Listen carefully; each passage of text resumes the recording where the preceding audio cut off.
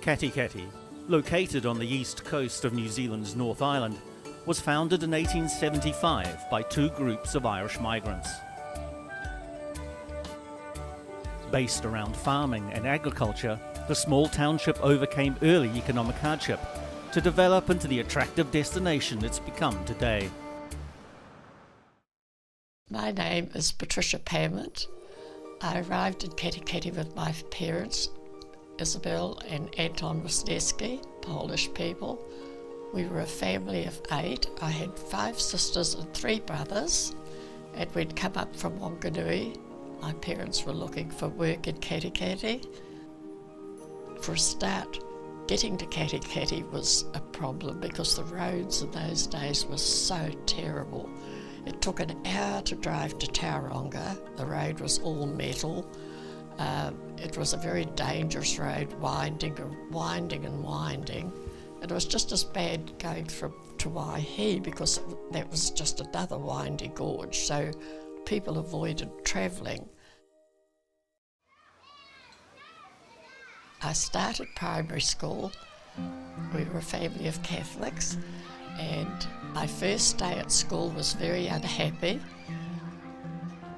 I'd been going to the convent school in Wanganui, so naturally I arrived at Katikati school in my convent uniform, which was Panama hat, blazer, the whole works, tie. I couldn't understand why the kids in the room were giggling at me, and I soon found out that they were giggling at my uniform, and I felt very embarrassed. So when I went home that night, I decided I'm not going back to school anymore. But of course I had to, but not in uniform. Once a week we used to go by bus to Waihi, to the old museum in Waihi. The girls went for cooking classes and the boys went for woodwork, and we loved that too. That was a really good day out from school.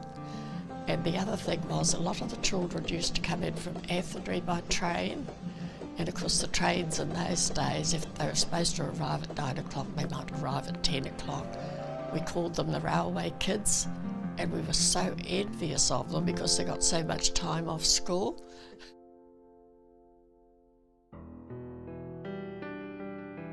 We had happy times and very sad times. Always when there was a group of boys leaving, there was usually about, say, 9 or 10 boys going different groups.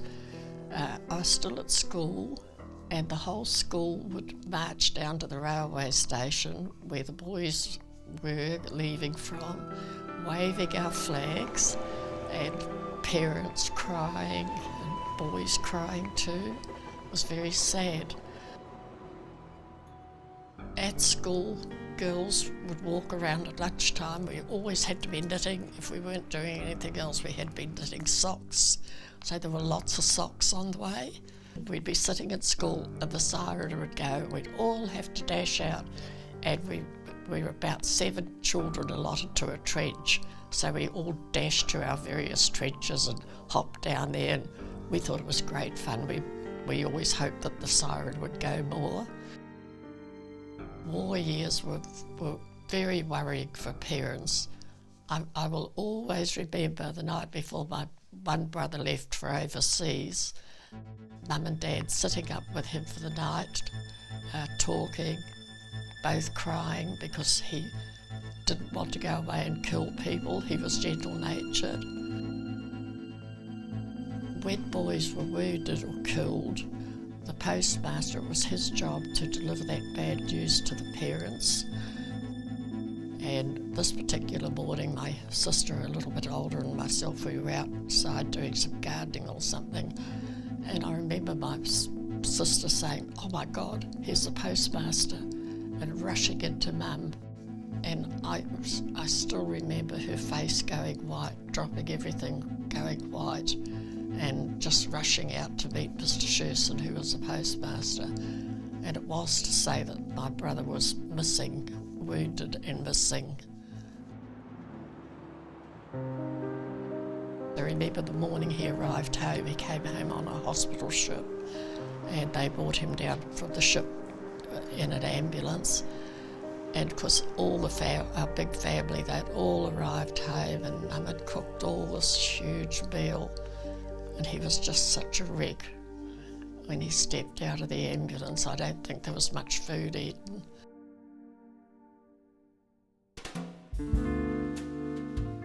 It was in school days that I met my future husband, because at lunchtime we were allowed to wander downtown, something that wouldn't ever happen now.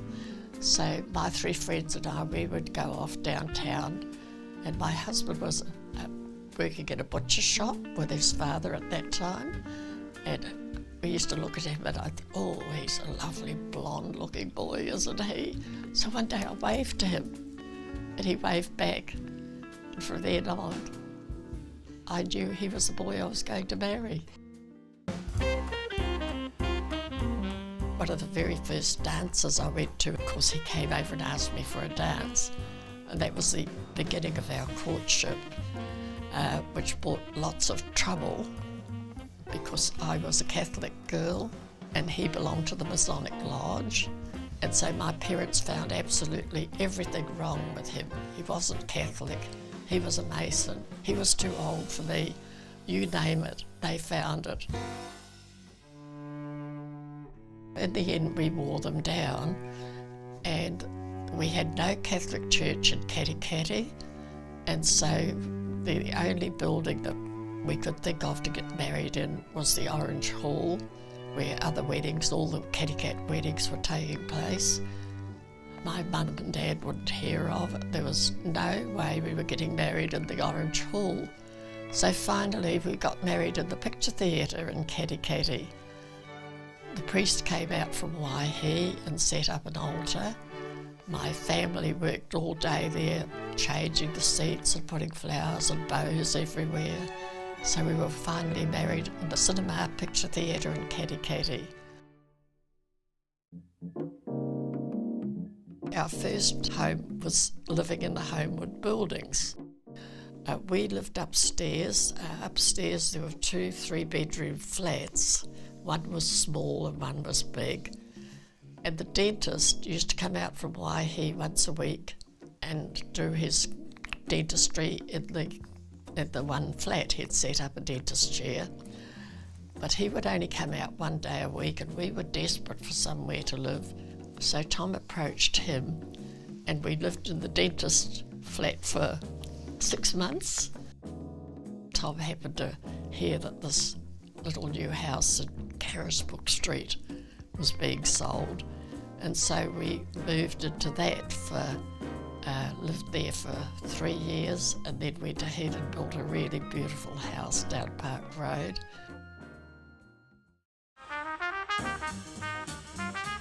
On Saturdays it was my normal procedure when my daughter was little to put her in the pushchair and go up and watch the bowls. We did this one day, and when I got up there, a man rushed over to me and said, "Glad you have come, you can play bowls." I said, "I can't play bowls." He said, "Yes you can, and one of our men have taken off sick and we desperately need someone." And he said, "So you're the one, there's no one else."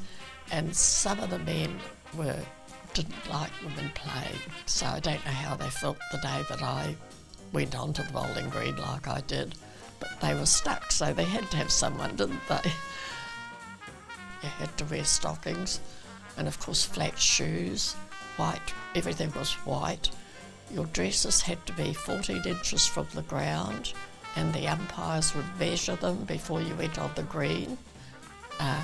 Sleeves had to be set in at a certain length. Proper bowling uniform.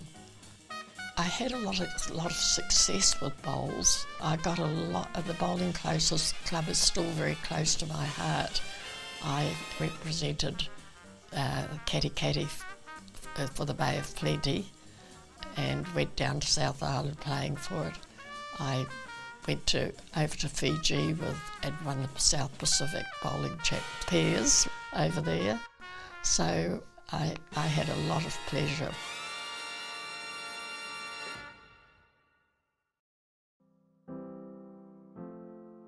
The first place I went to Mass in Katikati was the Talisman Hotel. It was run by Mr. and Mrs. Strawbridge, lovely people. He was a very nice man and she was a very elegant lady. I think she was Spanish, she looked Spanish, but she knew how to control that hotel. So everyone sort of looked up to her and called her Madam. One day she mentioned to my father, he must have been talking that, we'll have to get a church in Katikati. And she said, well, until you do, perhaps we could have Mass in the lounge of the hotel on a Sunday morning. So that happened for about 3 times. And then, would you believe it, we moved into the Orange Hall to have Mass. So things were coming right between the Catholics and they allowed us to have the Orange Hall. But that went on for quite some time until 1953.